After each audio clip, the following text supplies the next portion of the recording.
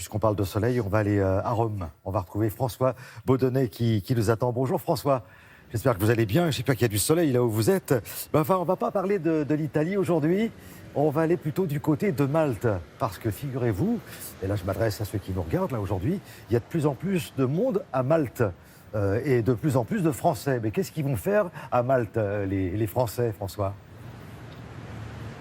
Bonjour Thierry, eh bien effectivement, les Français qui se trouvent actuellement à Malte, vous savez que c'est la période des vacances de Pâques, enfin des vacances de printemps, eh bien ces Français, ils viennent pour apprendre l'anglais. Yes, sir.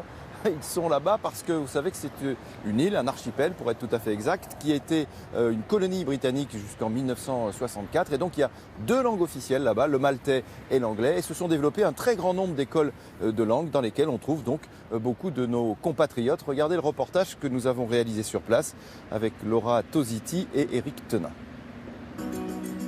Malte était connue pour être un petit paradis avec 300 jours de soleil par an. Mais l'archipel est aussi devenu le lieu tendance pour les Français qui veulent apprendre l'anglais. L'île est en effet une ancienne colonie britannique et l'anglais, l'une des deux langues officielles.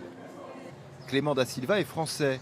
Il a créé une start-up à Malte pour aider nos compatriotes à s'y retrouver dans la jungle des écoles de langue. Ce qui est très bien, c'est qu'il y a une école ici, une école là-bas et une école un petit peu plus loin.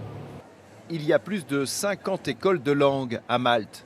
Son application met en contact les Français avec les établissements les plus adaptés à leurs demandes. On discute, voilà, qu'est-ce que vous souhaitez faire, vous avez quel âge, combien de temps vous souhaitez rester. Et nous, par rapport à cet échange, on leur propose du coup 2, 3, 4 devis d'école qui leur correspondent. Pour cela, il fait le tour des écoles de l'île. Hello everybody, how are you today? Certaines d'entre elles ne mettent pas en avant uniquement la qualité de l'enseignement. Dont notamment une piscine sur le toit. Alors ça, c'est typiquement ce que les étudiants français recherchent. Du coup, ils sont en cours pour apprendre l'anglais et ils profitent du soleil dans la piscine. À Malte, on trouve des écoles de toute taille. En pleine saison, celle-ci peut par exemple accueillir jusqu'à 1800 étudiants, dont plus de la moitié de Français. Avant, les étudiants partaient régulièrement à Londres. Effectivement, maintenant, c'est Malte par rapport au coût de vie sur place, par rapport à la destination en elle-même. Les Français sont en effet aussi attirés par le faible coût de la vie à Malte, par la beauté et par l'histoire de cet archipel européen à 2 heures d'avion de la France. Bon, François, il semblerait que ce soit une tendance qui se confirme d'une année sur l'autre.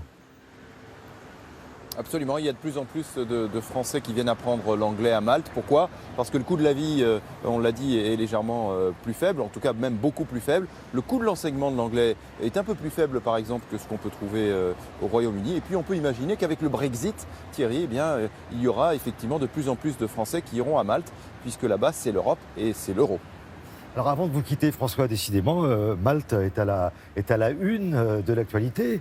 Et pourquoi exactement ? Absolument. Oui, malheureusement, j'ai envie de dire à la une de l'actualité, il y a 6 mois, une journaliste maltaise, Daphne Caruana Galizia, a été assassinée. Sa voiture a explosé et depuis, eh bien, 45 journalistes ont repris son travail d'investigation, 45 journalistes du monde entier, dont des équipes de France 2 et d'Envoyé spécial. Et donc on retrouvera ce travail d'Envoyé spécial demain soir sur France 2 et également d'ici là dans nos journaux de 20h.